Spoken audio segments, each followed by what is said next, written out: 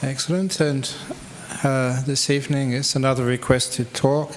But please, those listening overseas or even here, please don't give any new suggestions for the next month, because I've already got a whole heap of suggestions for evening talks. Sometimes I have to decide what will actually work, what will be able to be talked about for 45 minutes or what won't. So sometimes your suggestions may not be the subject of a Friday night talk, but I'm trying my very best.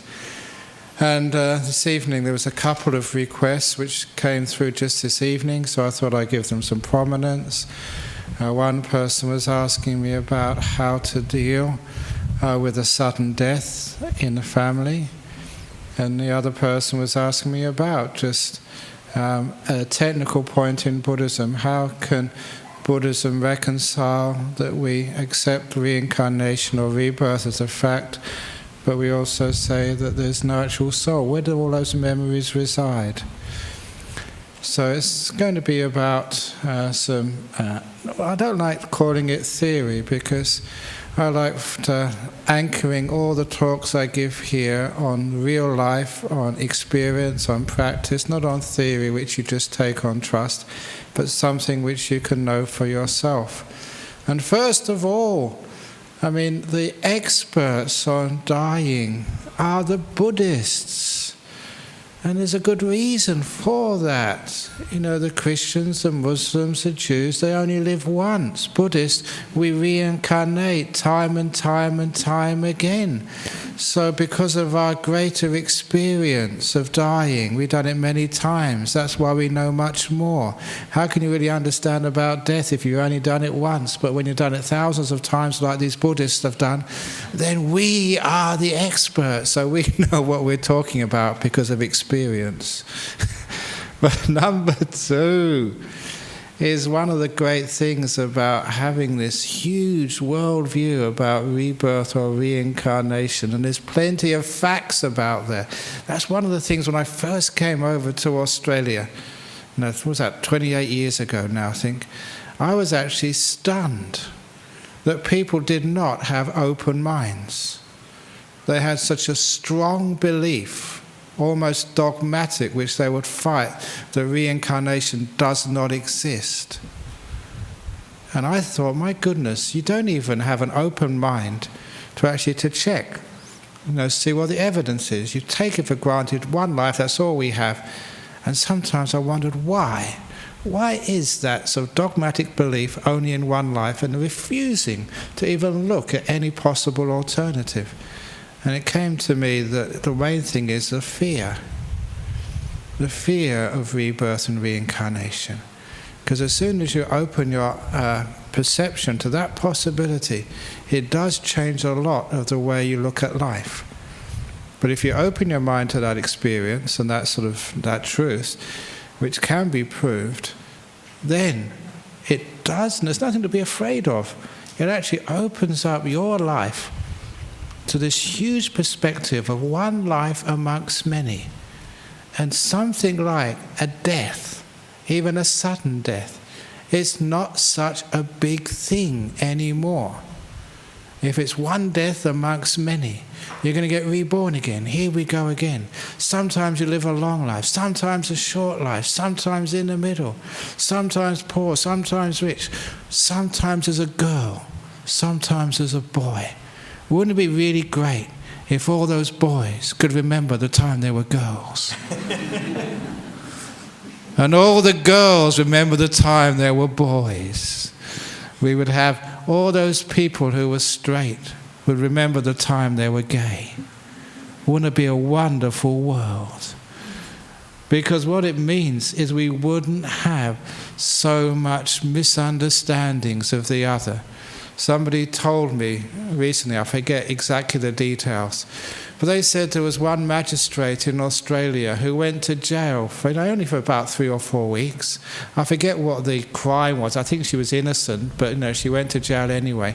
And she said that was the best thing that ever happened to her in her role as a magistrate, because once she had experience firsthand of going in those cells with those iron doors closing and being in prison, to actually feel it and experience it as a real person in prison, then that totally changed her attitude to her sentencing.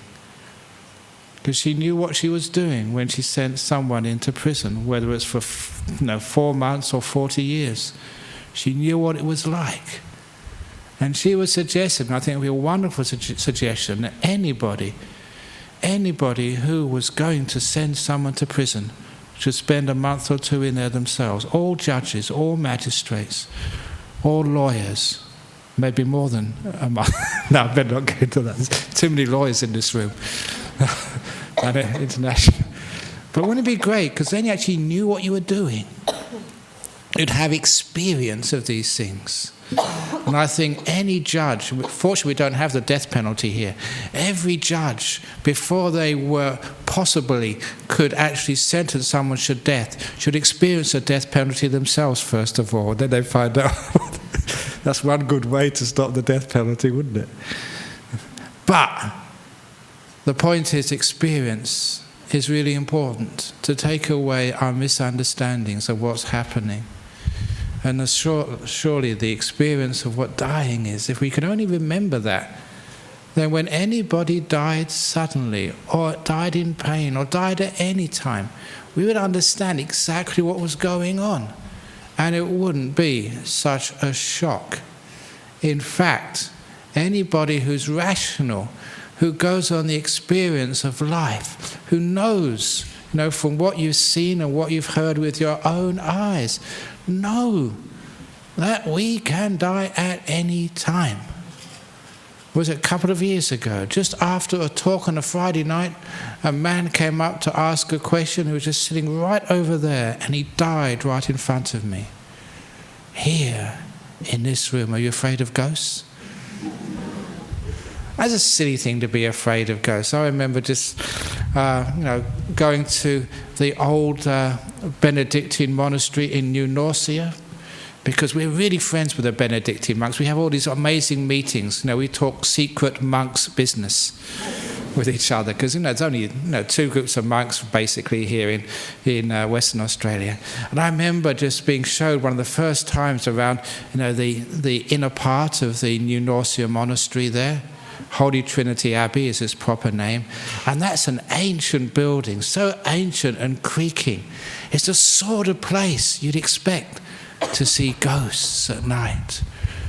So I was walking there with the abbot, the former abbot, Abbot Placid, and I said to him, he said, are there any... Actually, I was leading him on because I know a lot about Christianity. And they don't believe in ghosts, because they believe that once you die, you go to heaven or hell or in limbo or something, but they don't believe in ghosts. So I decided to have some fun at the good abbot's expense. I said, are there any ghosts, in this abbey? It's very old. I'm sure many people have died here. And he said, no, Ajahn Brahm, we don't believe in ghosts. You don't believe in ghosts? No, we don't believe in ghosts. How about the Holy Ghost then? Ha ha ha, caught you. I'm just having a bit of fun with him, because they believe in the Holy Ghost, but not real ghosts. That's part of the Trinity. But anyway, just the idea of even ghosts and people, this is all part of the fabric of our life, of our world. It's out there, and there's heaps and heaps and heaps and heaps and heaps and heaps of ghost stories. Now, one of the nicest ones, you don't have to be afraid of ghosts, they're really good. One of those ghost stories was a lady, I'm not sure if she's here this evening, but she told me this story a long time ago. She was lived by herself. No, well, not really by herself. She didn't have any other human friends. She had her dog. And she told me here, in front here, just after a Friday night talk, she said that, she loved her dog. Her dog and her was, basically the contents of the house. And she said one day she was taking her dog for a walk in the park or the reserve, and she didn't know how this happened, but she lost her finger ring, in the park. As soon as she came home, she realized she'd lost this ring. It wasn't expensive, but it had sentimental value. So she immediately returned, traced her steps, trying to find her finger ring. She looked everywhere, but in a park, there's just too many twigs and leaves and grass. You just can't find it. It's hard enough to find things in your house, let alone in a park. So And after a couple of hours, she gave up. And then she just came home. A few days later, her dog died. And of course, she was devastated, because that was the being she was close to, she loved very much. And she swore to me in front here, saying, absolutely honest, Ajahn Brahm, I won't lie to you, not a Buddhist monk. I heard that dog many times in my house barking. I couldn't see it, but I heard it. And if you've had a pet dog, you know its bark. You know its bark is different than any other dog. You recognize that was my dog. She's heard it many, many times. It was always behind a door, around a corner. And she'd rush around the corner, try and open the door. She could never see it. She could hear it, though. But she was really wanting so much to see the dog that one day she was right in front of her front door inside the house, and she heard the dog barking just outside the front door of her house. And she was right there, so she immediately opened the door, trying to get a glimpse of her dear dog. No one was there, completely empty, but she heard the sound there. And that's when she looked down at the welcome mat, and right in the middle of the welcome mat was her finger ring. It was a dog who found her ring. Once it was a ghost. True story, very beautiful. There's nothing wrong with ghosts. They found all your lost things.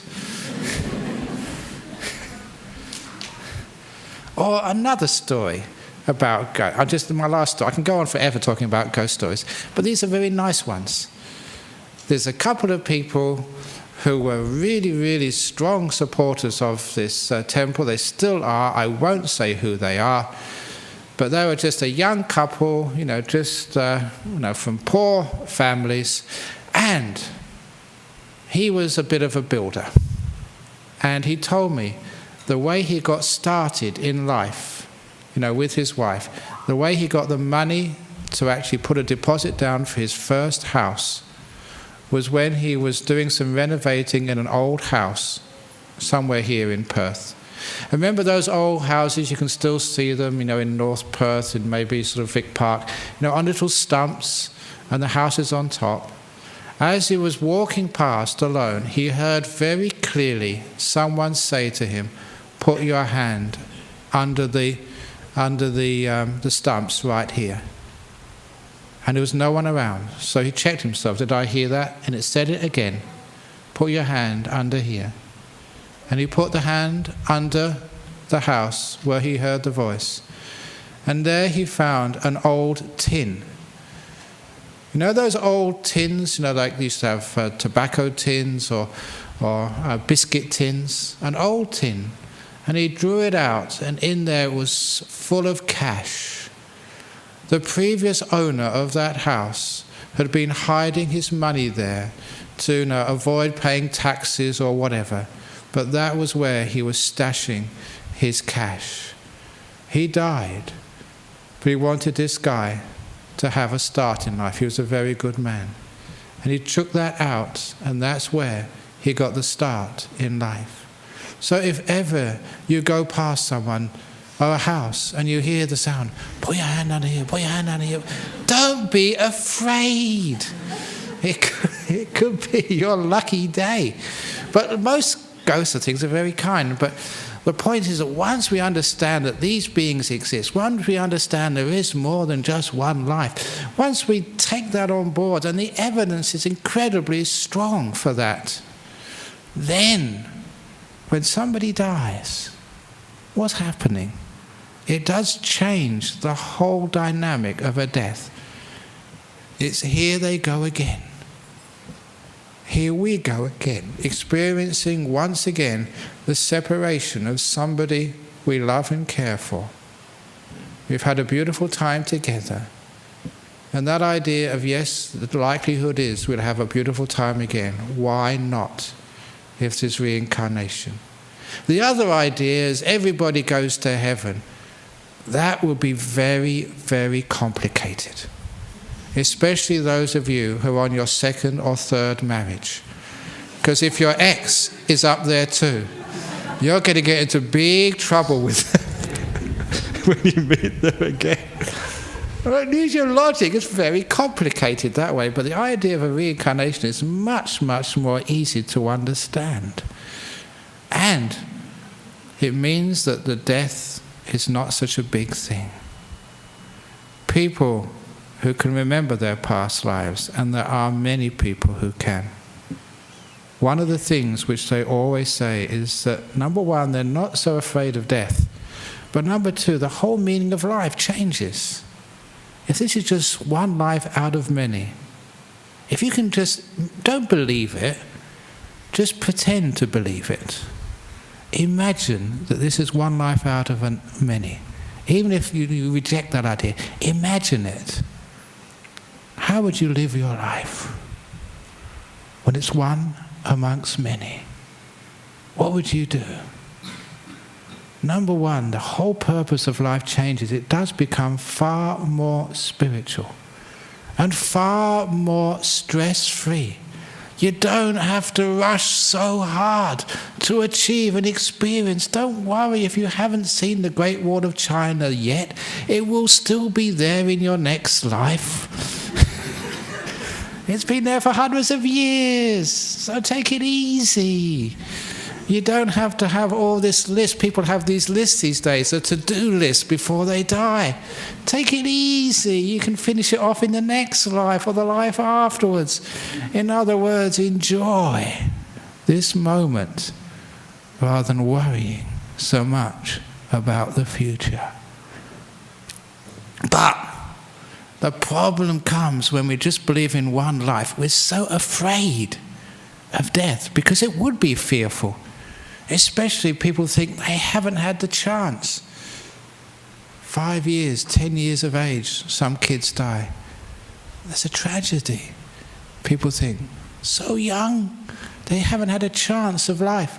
As I mentioned here just a couple of weeks ago, I gave a talk about 2012. And there was this girl over in Singapore. She was very upset. She says, I'm only 15.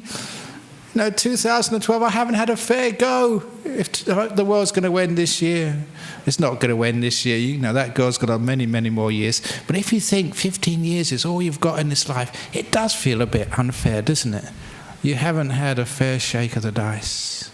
So, it's not true. People who die come back again. And this is what happens when people remember these things. But because they can die young, middle age, old age, at any time, once we understand that, we can actually accept it. Understanding leads to acceptance, leads to freedom. All come from understanding. Freedom from all this terrible pain which people feel. Look, there was this great story, I can't sort of beat it. It's in Opening the Door of Your Heart. But this was a story told to me by this old monk in the north of Thailand many years ago. It's a brilliant story. It's a story of the falling leaves. And it was such a good story. There was one lady over in Singapore. She put this to like a video presentation because it meant so much to her. Another lady, when her father died, he was only about in his mid-40s. His father died. She wrote a song about it and performed it for me. She was a very, very skillful woman. But that particular story was of a monk staying in a jungle in Thailand maybe 40 years ago, maybe 45 years ago. And in those days, the monks lived in very, very, very simple accommodation. Just bamboo and thatch, that's all, in the jungle, alone. And this one evening, there was like a cyclone. It's a big storm, just like we have had recently up in sort of Port Hedland. And you may have heard the winds and what they do to the trees. So there was a big storm in the jungle one night. And whole trees were being ripped out of the ground, coming crashing onto the ground. Really sort of heavy. Now imagine that you're just in a bamboo and thatch hut. No shelter at all. So that monk was meditating all night. No way could he go to sleep because one tree would fall down. If that was on his hut, he'd get either crushed, If not killed, just he wouldn't be able to walk and would not be able to go and get any help. It was really, really dangerous. So he was up all night. And of course, every now and again, he'd hear a great tree come crashing down to the ground. But he survived. That's why he could tell the story. And he told me the following morning he went out of his hut to see the damage. And he was very lucky. Many trees had just missed him. Big branches had come down within a foot of his hut. But what took his attention was not the trees, nor the big boughs from those trees which lay on the ground. What took his attention was the leaves on the ground. Because as you would expect, the leaves on the ground, it's a nice wind which gives the special effects of a storm. But what took his attention was the leaves on the ground, those which had been torn off the tree by the force of the storm. And most of those leaves on the ground were the old brown leaves. Along with those old brown leaves, there were many yellow leaves. Amongst the yellow leaves were even a few green leaves. And he noticed some of those green leaves were so bright green that told him that was just a shoot which had probably come out the day before. That too lay dead on the forest floor. And he looked up to see what leaves were left. And of course, as you would expect, most of the leaves still clinging to life on those trees in spite of the storm were the green, healthy leaves. But even though there were there were green leaves torn off, laying dead, there were still some old brown leaves still clinging to the twigs, still on the trees. Old curly brown leaves were still alive, even though young green ones lay dead. And he realized that's the same with human beings.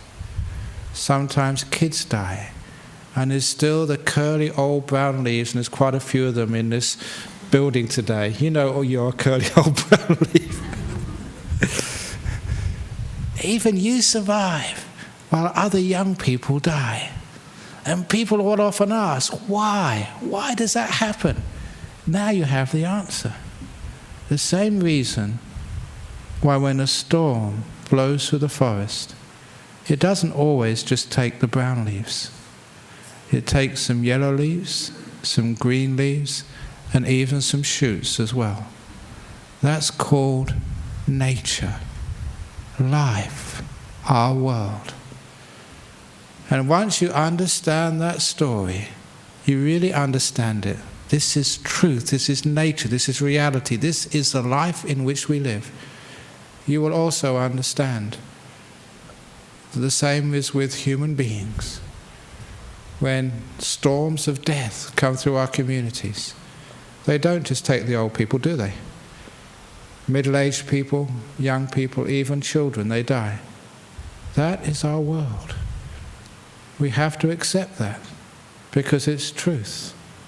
Once we accept it, that question why disappears. Acceptance, no anger, nothing's gone wrong.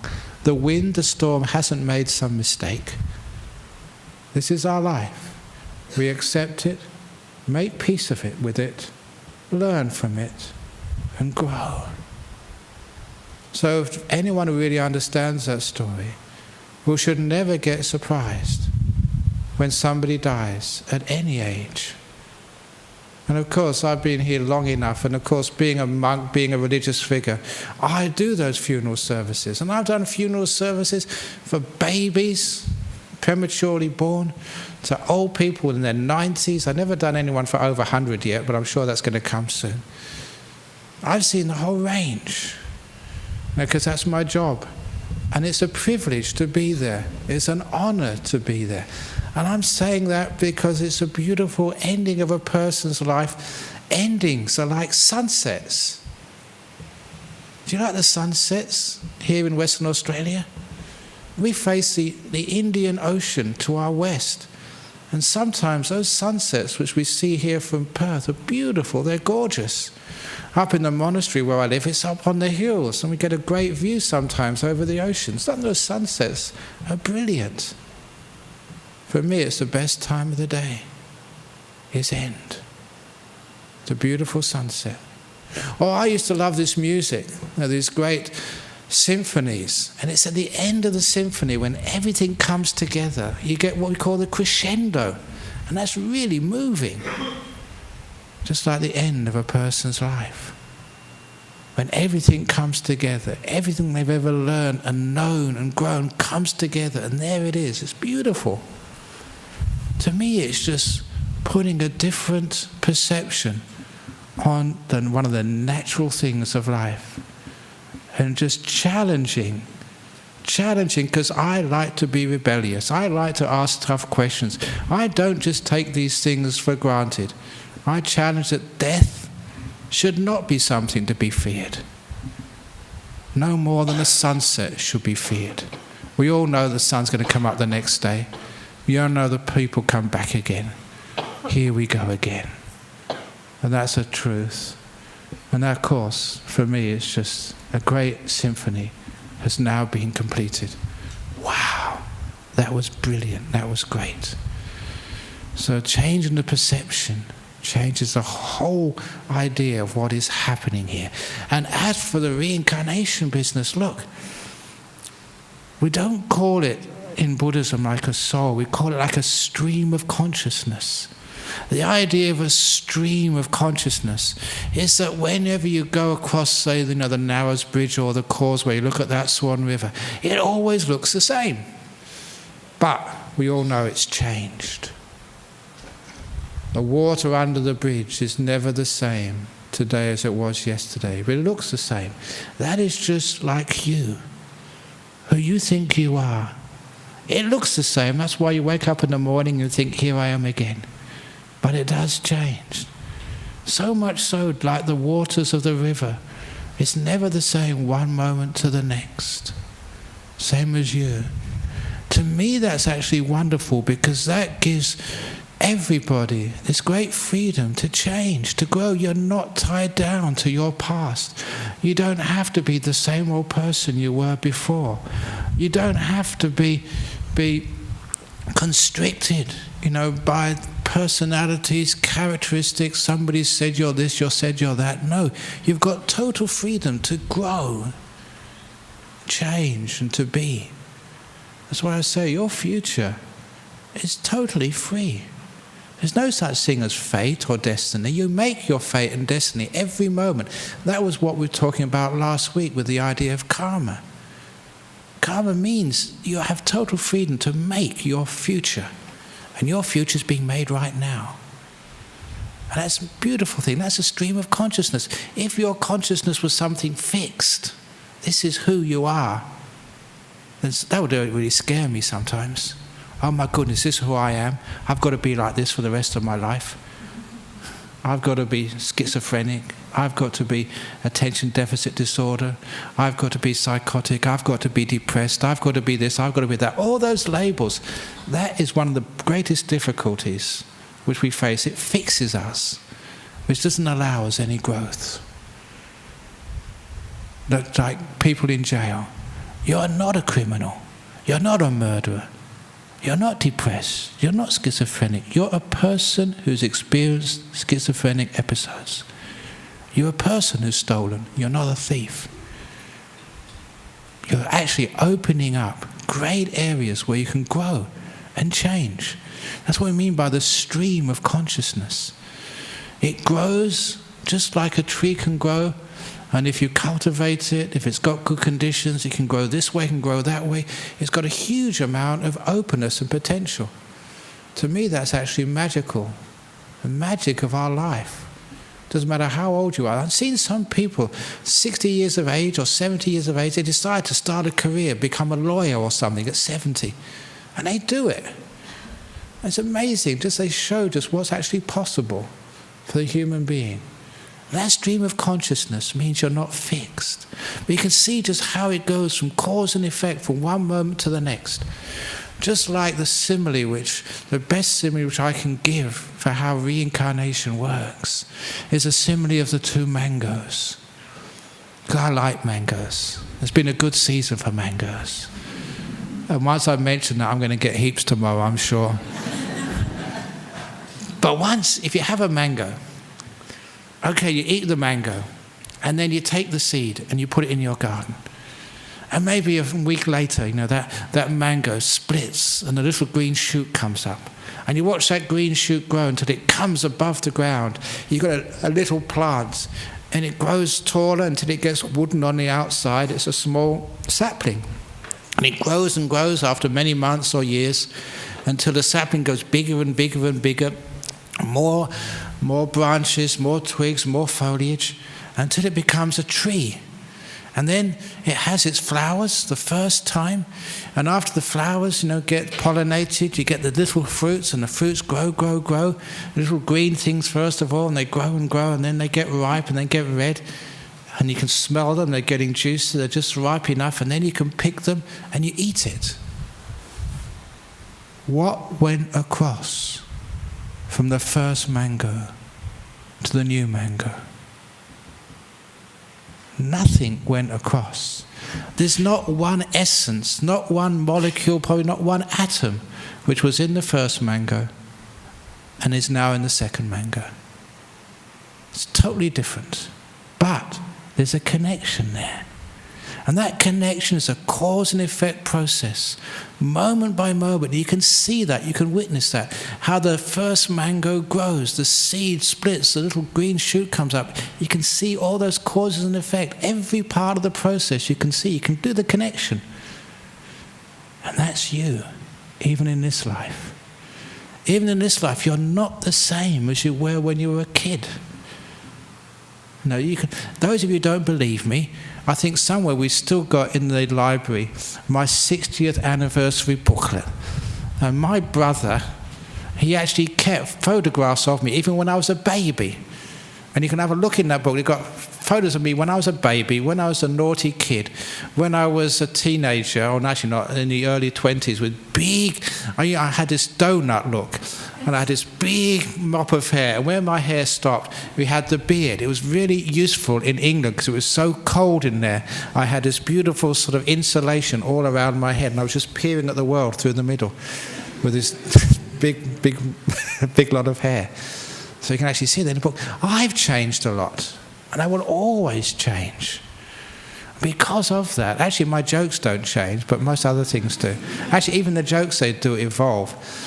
And actually, I was going to tell that story. About, they always say that the two things which are most definite in life, the things you can trust in, is death and taxes. And I've been talking about death, so now I'm going to talk about taxes.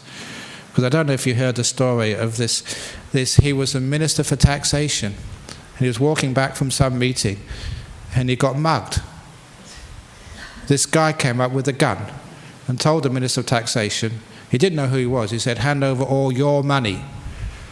And the taxation minister said, "Look, I'm the minister of taxation." "Oh, sorry, sir," said the thief. He pointed the gun and, "Hand over my money." Said the thief. Fair enough. So anyway, that was my jokes don't really improve. So now some things don't change, but the stream of consciousness, that's actually how it works. And when you see this stream of consciousness, already like consciousness, this is inside of you. Now the shell in which it's in, this body, that is not so important to you. Which is why if you could only understand what this stream of consciousness is, this thing which is hearing me, which is listening to me, the thing which is coughing or whatever you're doing, this is actually not you. So, so inside of you, that's much closer to this stream of consciousness. But this body, is that really you? All of you are my age or older. I'm 60 now. 60. Do you actually feel you're 60? Your body is, yeah, but your mind inside of you, what is that? So that's actually that we're sort of almost like imprisoned inside this male body, female body, sort of Sri Lankan, old, young, whatever it is. But you know there's something inside you say, this isn't the real me, this body of mine. So when you change bodies, are you really upset? Because that's all it is, death. Just changing your body. Your body has passed, it's used by date. If you look somewhere, it's probably stamped there somewhere. Best before.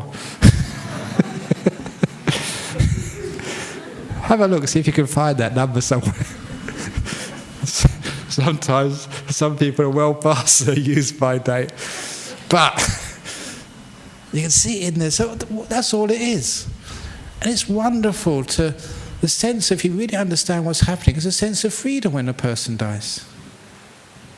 Understanding that should be, if you really are wise, and somebody calls you up and says, your mother's just died or your brother's just died, if you're shocked, it means you're in denial about the reality of life. You're not accepting life. And I don't know why people are shocked. Really say, yeah, I expected that. I expect that people can pass away at any time. That's what I expect. So there's no such thing as an unexpected death. I expect it to happen. And I expect that to happen to me as well. Because I expect it to happen to me as I expect it to happen to other people. That makes my life much more alive. Every moment is really important. So I don't plan too much in the future. There may not be any future. What is one of my favourite sayings, which I've said here many times, it's a great saying. Never do today what you can put off until tomorrow, because you might die tonight. That's really profound. I mean that. Never do today what you can put off until tomorrow, because you might die tonight. So things which you can put off till tomorrow, the shopping and the messing around, I'm not quite sure how you spend your day.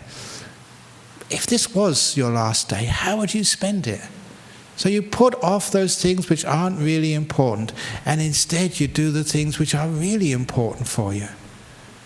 What's important for you? Really important. You all know. Family, friends, being with yourself, just seeing the sunset, or whatever else it is. How much time have you wasted? Because, you don't put off the things which should be put off.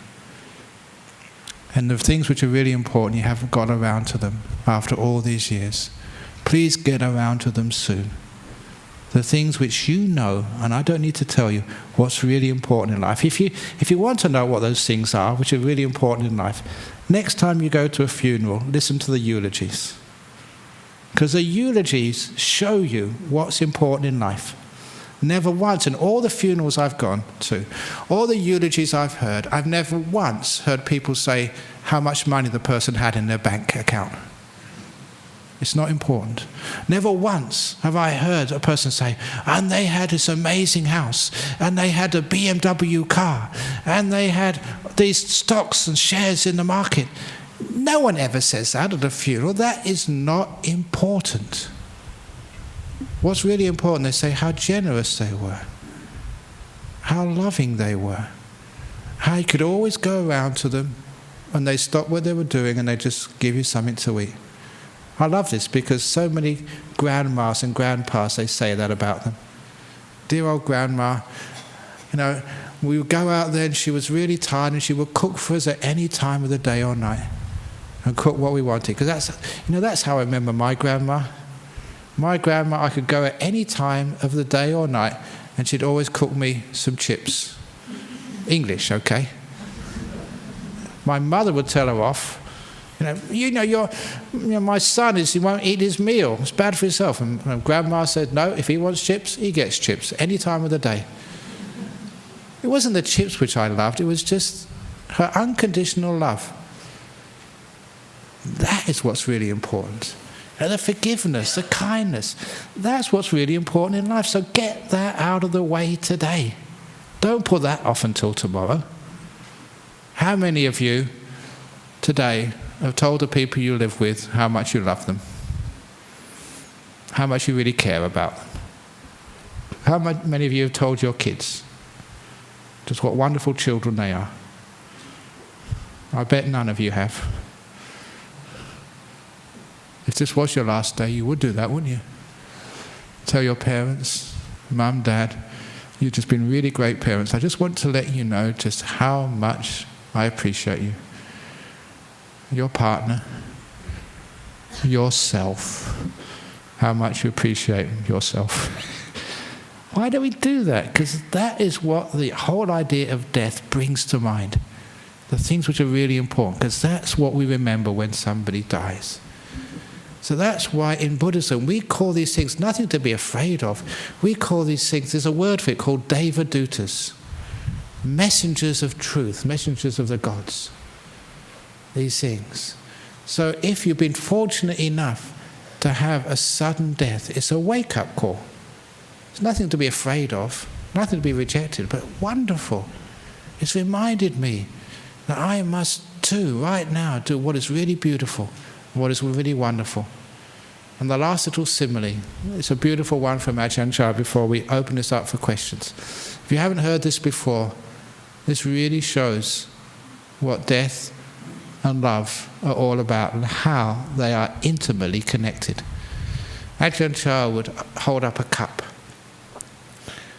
and he would say, because in those days, even now, we don't sort of have PowerPoints or any special effects. He'd use whatever we have to make an incredibly profound point. He would hold up a cup and he would ask us, he said, can you see the crack in the cup? And we'd look and say, no, it looks like a perfect glass to me. And he said, it's got a crack in it. Microscopic crack, that's why you can't see it. One day, Ajahn Brahm would say, someone will drop this glass, or they will kick it, and the crack will open up, and it will be broken, and not usable anymore. He said, because it's got a crack, that's why you monks should look after this glass. But if this was plastic, made of some unbreakable material, you could kick it, you could drop it, and it would never break. If it was permanent, unbreakable, you would not need to care about it. And then he made the beautiful connection, just like human beings, who've each got a crack in us. It's called mortality. One day that will open up and we will die. And it's not something to be afraid of, because if we were immortal, there'd be no need to care. Because we've got a crack, because one day we will die, we'll leave each other. Because of that, that is why we must care. Care today. Thank you, death, for reminding me I must care. Thank you for listening. Very good. Now, again, I'm really trying hard to keep the talks a bit shorter, 45 minutes, but because these are broadcast internationally, it gives the opportunity for questions from overseas, and also any more questions here. So are there any questions anybody has from the floor here they would like to ask about the talk tonight? Okay, I think we're going to get some questions from international. So Dennis, would you like to read out the first question? Yes, and can I just say to members too, if you'd like to ask a question here, please just pop your hand up and we'll bring a microphone to you so that you can... There's one at the back there. So just while that... The microphone is coming over there. We're going to ask one of the internet. In the meantime, Tim from the UK says, hello BSWA and Ajahn Brahm. I'm a director of a Buddhist charity set up and try to find a place for bhikkhunis in England. If we found a place, do you think any of the bhikkhunis would come to England? P.S. Would you, Ajahn Brahm, be a patron of this charity? Okay. I think that's what you call a loaded question. The last question, of course I'll be a patron of something which is so important. It is really important to try and open up the possibility for women to actually participate fully in Buddhism. and they're even nuns. This is a seminary here, which is not a bhikkhuni yet, but hopefully, in a few years you will become a bhikkhuni. So, she's westernized Thai. So I've known her for a long time now. And we have Bhikkhuni Satima, we have 3 bhikkhunis, but we are trying to train a lot more. And actually we don't need volunteers, because there's plenty of women already want to be bhikkhunis, to live the full monastic life. And look, I've been a monk for 38 years. I can really recommend monastic life. Incredibly beautiful, powerful lifestyle, helping other people and getting incredible, juicy happiness and insight yourself. It's a brilliant lifestyle. I want to, because I enjoy it so much, that's why I want to open it up to other people, including women. So that's why we did a lot of sacrifice to start a bhikkhuni ordination here in Australia. And I just was writing about this recently, that this was the first bhikkhuni ordination in our tradition outside of Asia, happened here in Perth. So you should also all be very proud of that. I had to sacrifice a lot of friends, and a lot of problems, as Dennis knows. But now we have bhikkhunis, but I'm saying this internationally as well. We also are trying to build up that monastery. There's not enough accommodation. We need a hall. We need a place for people to eat. So we've got this huge couple of $1 million project to try and build up Dhammasara Nuns Monastery. So if there are any people who here in this audience or overseas who want to start helping our Bhikkhuni monastery in Dhammasara, Gijigana, go and have a look. We really do need some of those donations coming in. Because I was talking with Dennis earlier, it's just so incredibly expensive in Australia to build anything. And, the money has not come in yet. So we really need to sort of try and get people to help out. And it is tax deductible for those people who want to think about Mr. Taxman. And in England as well. I was there recently, and a lady told me things are very stark in England. They really too need some help creating some equity. To me it's crazy. This is the West. This is 2012.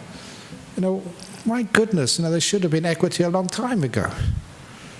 So at least we've started something here. Hopefully it's going to take off, and so we can have freedom. Did you see the article which was in the West Australian recently? They were talking about the Anglican Church having problems, and they mentioned me over there, just a sacrifice which, I'm just a figurehead. It's many other people were helped with the Bhikkhuni ordination here. It's really important that we actually, if you really love religion, to support it. And for women to be able to live. Go to Gijigana, the Dhammasara, and see what's going on over there. We're really trying hard to build this up, and the monks and nuns, we work really hard. Even this morning, I was 60 years of age now. I'm senior monk. I do a lot of talking, writing books. You see all the books over there, and trying to do the best. And even this morning, I was there just with the formwork of a little concrete slab, and I was building, to save some money for that was a retreat centre. So, we work really hard. I'm not just asking for money for the Dhammasara Nuns Monastery because I'm fat and lazy. I work really hard. So do the nuns do. So please help out. And also, those of you listening in England, it's not a question of saying, yeah, we support these things. Get your checkbooks out and write some checks. You can't take it with you. So why not actually do something useful, something you can be proud of? And that's one of the things which, when I die, talking about death, that's when you think, what have you done in your life? And sometimes I really think, what have I done in my life? I'm going to die really happy. I've done a huge amount. So please join me and die happy by doing something which is really, really worthwhile. Anyway, sorry, yeah. So sorry getting on that, but I was actually thinking about that this afternoon, as Dennis knows. So I just took the opportunity. Okay. Yeah, have you got the not coming yet. Okay. The microphone is coming to you.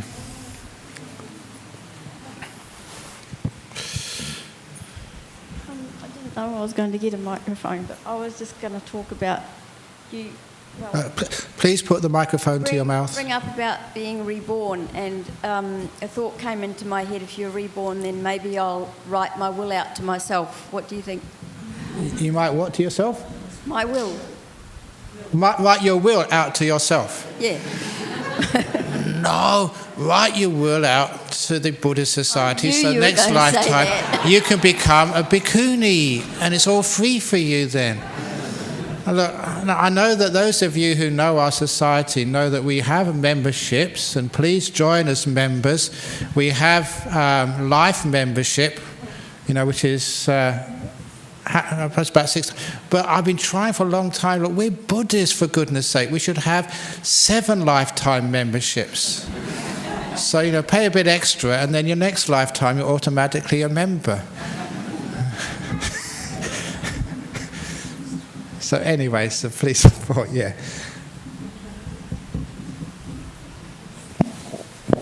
Okay, next question from...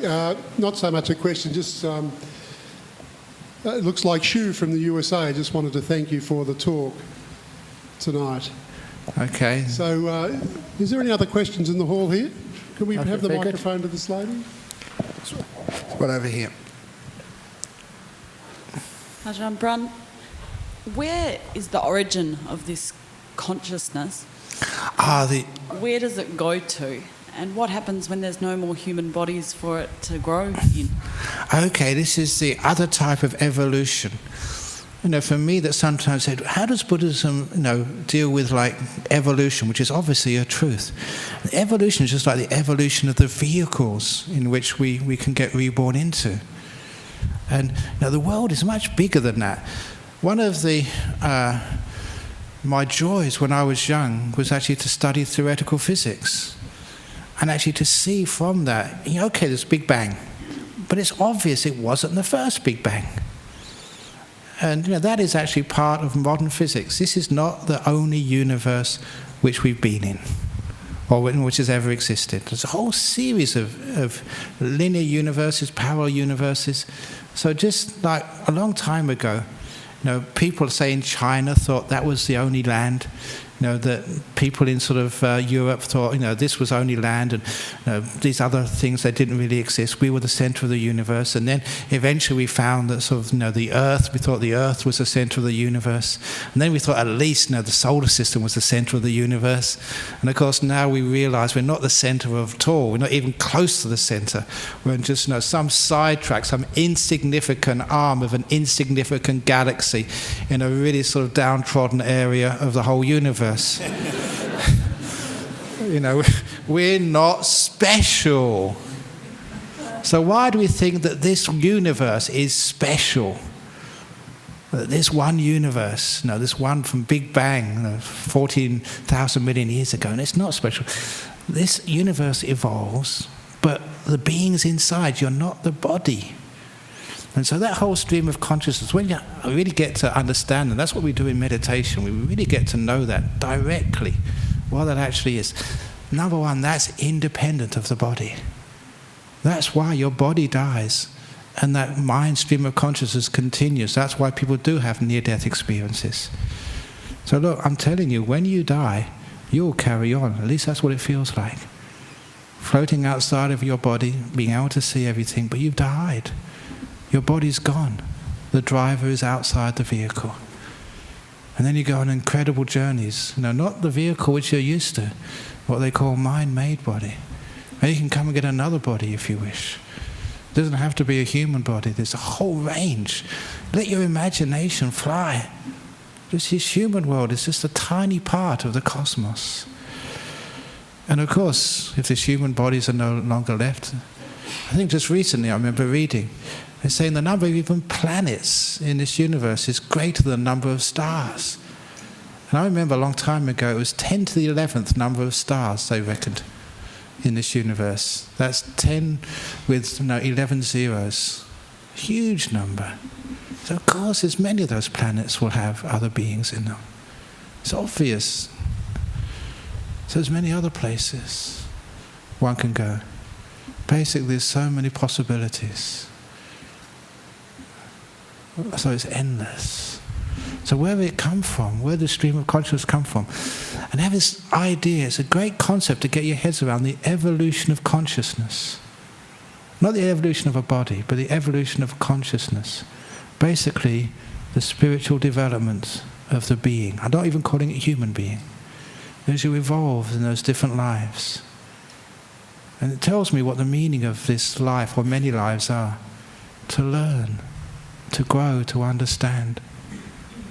And what you're learning, what you're growing in more the real meaning of love. I know that many people think you understand what love is, and you don't. You're just scratching the surface, but every now and again you come across moments of incredible, powerful, deep love, peace, bliss, joy. The whole thing comes together in one. And you know that's really important. For some of you, that's the most important thing in your whole life so far. Spiritual experience of immense oneness, love, at peace, whatever, with everything. And you're learning, but you've got some way to go. And that's what you're learning in this life. Sometimes life after life it takes for you to grow, to learn, to be able to forgive. Somebody may have hurt you very, very, very badly. You can forgive. That shows you're really learning, you're growing. Sometimes it's very painful. But you don't think of your pain, you can help others. You know those amazing things which you read about and see? Things which just lift you up and think, wow, that is incredibly beautiful and powerful that you've witnessed something like that. And that's the meaning of life. And that's where you're growing towards. Maturing, blossoming, flowering. And it takes many lifetimes to do that. One is obviously never enough. And one is just so quick, one lifetime. To be able to learn truth, love, peace, freedom, just one lifetime is not enough. You have to really go again and again, deep, deep, deep into these things. And you know you're going in that journey. That's why you're all here this evening. Topping up on your lessons about your spiritual development. You are evolving. Consciousness. So that's beautiful. A nice way of looking at life. Does that make any sense to you? Very good, thank you. Yes, over here. Can I have some words of wisdom from you, if you will. Let's say there's a family member who is about to turn 88, who has poisoned everybody in her family. And we often think about, okay, well, she's 88. It's nearly the end. But obviously that's not really a compassionate way of looking at one's life. At the same time, what it would be like for her to continue her life. You said one life is too short, but for the rest of the family members, that 188 years of life has been way too long for so many people. Obviously, it's maybe off topic, but if you could give me some words of wisdom. Okay, yeah. Wonderful. The 88-year-old member of your family has caused you great pain and suffering. Many, many, many, many times. Now is the time to let go of that past. With the suffering which people cause you, they should only cause it to you once, when they actually do it. But every time you remember it, and you dwell upon it, you're allowing them to hurt you again. So there's the way to actually to minimize that hurt, and it's not changing her, it's changing oneself. Because you can't change her. You tried many times and you just got frustrated. Change yourself, the way that you look at that. Whatever's happened in the past, you let it go. I don't say you forget, but you say just that's happened. It's a learning experience. I'm going to grow from that. I'm never going to do that. So you don't allow other people's stupidity other people's cruelty to stop you from being happy and at peace. It was a great realization for me to realize that no one has the right or the power to control my happiness. My happiness is my concern. What other people do, say about me, that's their job. That's their concern. My happiness, my peace is completely under my power. You can say anything, do anything, whatever, but my peace, my happiness is mine. Don't let her control your happiness. You can do that by changing your attitude. And once you can do that, you can teach the other family members. And after a while, maybe that she may get the message.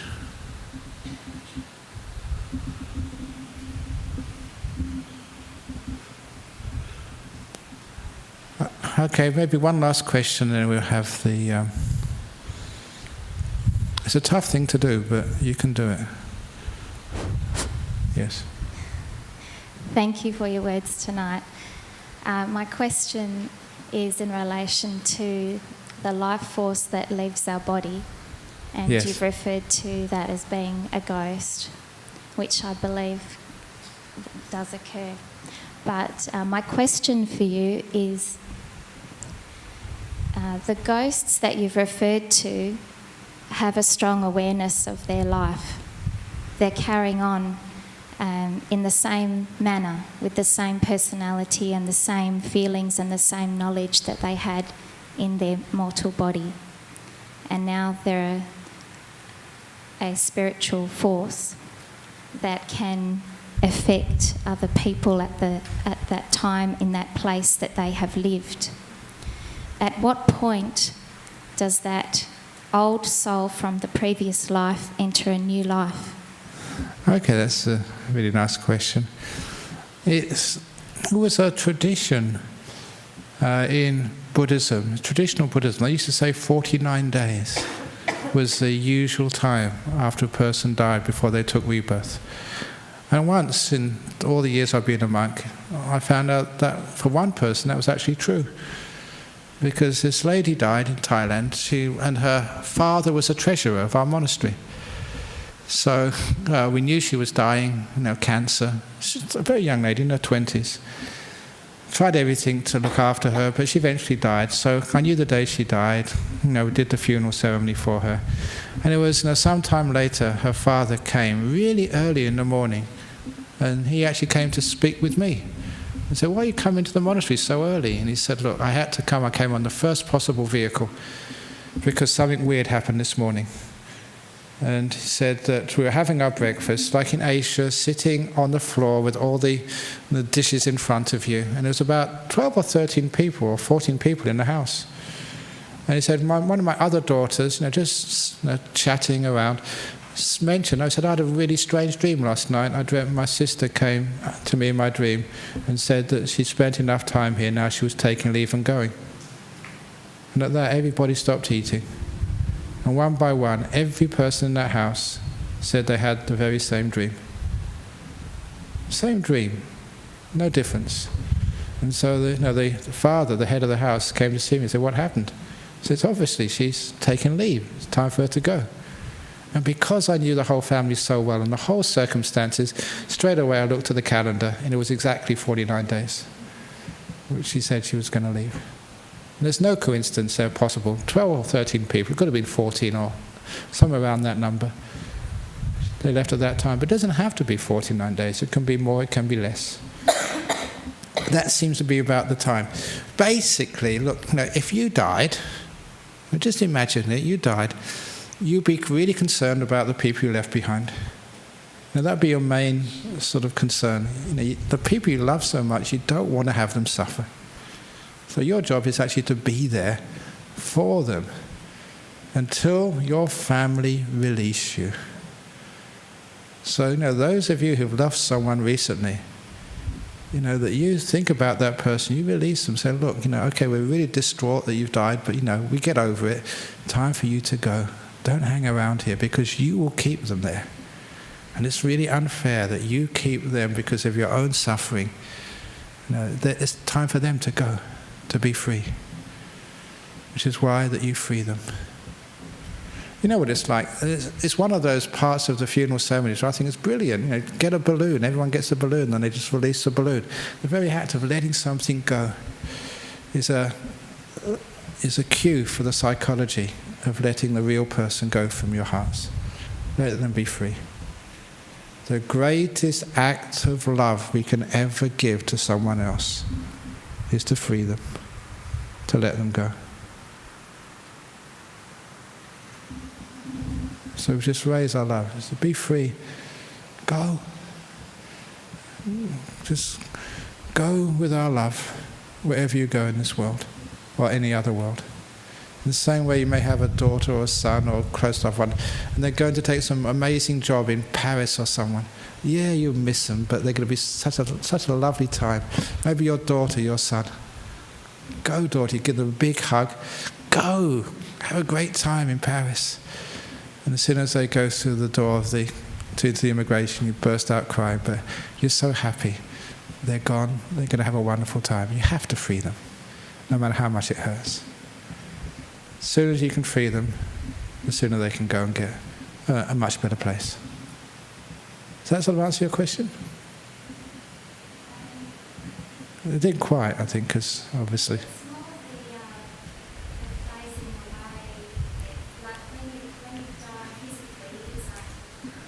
Oh, when you die physically.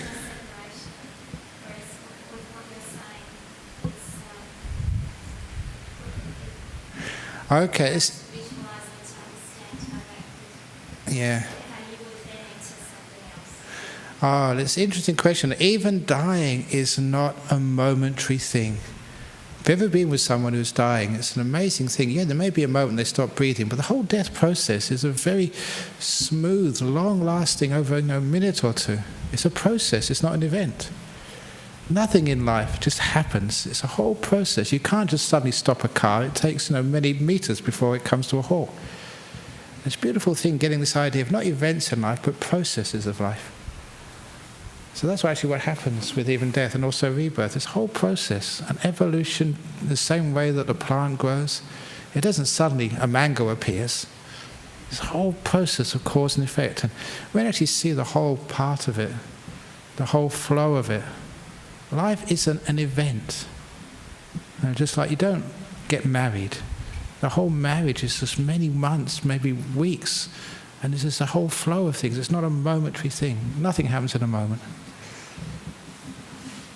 It's all smudgy and smeary, not sort of particular. Okay.